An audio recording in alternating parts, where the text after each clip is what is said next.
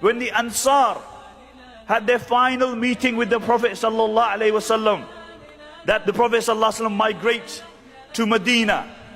With the Prophet sallallahu alaihi wasallam, his uncle came, Abbas, who wasn't a Muslim at the time. And Abbas radiallahu anhu said to the Ansar, he said, "Oh Ansar, this is Muhammad, he's my nephew, he's from our clan. We will look after him, even though we don't believe in his religion. Tell me, if we send him with you, what will you do?" And the Ansar turned to the Messenger of Allah and they said, "Oh Messenger of Allah, you tell us, what do you expect from us?" And the Prophet ﷺ said, "I expect you to defend me like you defend your own family. I expect you to spend upon me in ease and difficulty. I expect you to listen to me, you like it or you dislike it. I expect you to stand up for the truth, even if the entirety of humanity opposes you." And the Ansar said, "O Messenger of Allah, tell us, if we fulfill the condition, then what will we attain in return?" And the Prophet ﷺ said just one word. He said, "You will attain Jannah." What was the Prophet ﷺ saying? You give your life, you give your wealth, you obey me, and you like it or you dislike it. And what is he promising them? A skeptic would say, a pie in the sky. But these were people who believed. And Ka'b radiallahu anhu narrates this, says, "Rabih al-Bay, what a bargain. Rabih al-Bay, what a bargain." Because these were people who believed in Allah subhanahu wa ta'ala. Their imans were strong imans. Suhaib Rumi radiallahu anhu migrated. He was a Roman, he was brought to Makkah as a slave, and then he freed himself and he became a great businessman. And he's migrating to Medina, and the people of Makkah saying, "Look at this man, he came to Makkah, he had nothing, now he's leaving with his wealth."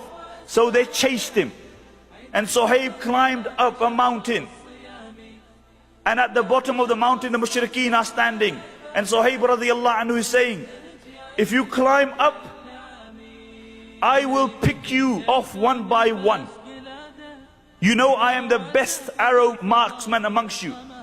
When my arrows finish, then I will strike you with my sword. But you have another option. I will tell you where I hid my wealth, and you can take all my wealth." So they agree to take his wealth, and he tells them where his wealth is. And he comes to the gathering of the Prophet sallallahu alaihi wasallam, and he enters the gathering, and Allah subhanahu wa ta'ala informs the Prophet sallallahu alaihi wasallam at what had transpired. And he enters the gathering, and the Prophet sallallahu alaihi wasallam says, "Rabih al-Bay." He says, "Oh Suhaib, what a bargain. What a bargain. Investment for the akhirah." Abu Dahdah was once sitting in the company of the Prophet sallallahu alaihi wasallam, and a young man came. He was a yatim, and he said, "Oh Messenger of Allah, I am a yatim, I have my land, and I want to fence off my land. But next to my house is the house of another Muslim, and there is a tree in between. I asked him to sell me that tree so I can fence off my land. Could you speak to this Muslim?" So the Prophet ﷺ calls this man. This man was a munafiq.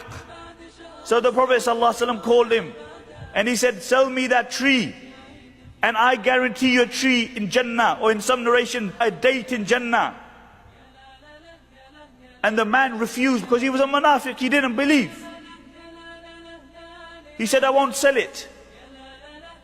So he goes away, and Abu Dahdah is sitting there, and he said, "Oh Messenger of Allah, if I bring back that tree, if I buy that tree, do you promise me a tree in Jannah as well?" And the Prophet ﷺ said, "Oh Abu Dahdah, I promise you a tree in Jannah." And Abu Dahdah radiallahu anhu, he goes, and he says to this munafiq, he said, "Sell me that tree." He said, "I didn't sell it to the Nabi, you think I'm going to sell it to you?" He said, "Do you know who I am?" He said, "Of course I know you, you're Abu Dahdah." He said, "Do you know about my gardens?" He said, "Of course, you have the most beautiful garden in Medina. You have a palace in your garden. You have the sweetest of water." Abu Dahdah said, "Sell me that tree. Sell me that one tree, and I promise you my entire garden. And he said, you're having a laugh. He said, try me. And he gives him that tree. And Abu Dahda is coming back to the Prophet ﷺ. He's elated, because he knows once he's in Jannah, he ain't coming back out again.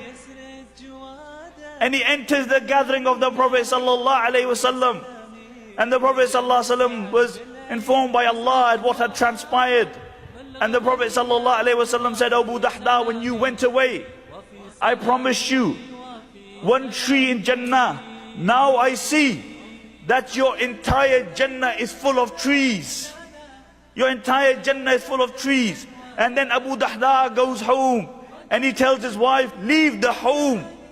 And she says, why? He says, hurry, leave the home. And she says, why? He said, because I have given this garden for trees in Jannah. I have replaced these trees, substituted these trees for trees in Jannah, which if a horse runs under its shade for 500 years, it will not come out of its shade. And what does she reply? She says, Rabbi al-Bay, what a bargain. What a bargain. And this is it, my dear respected brothers and sisters. We have this short life. It's a life of investment, that we invest in our hereafter. You look at the life of the Prophet ﷺ, the Sahaba radiallahu anhum. They were people who invested in the hereafter. These people weren't shallow people. These people were deep people. يا لا لا لا يا لا يا لا لا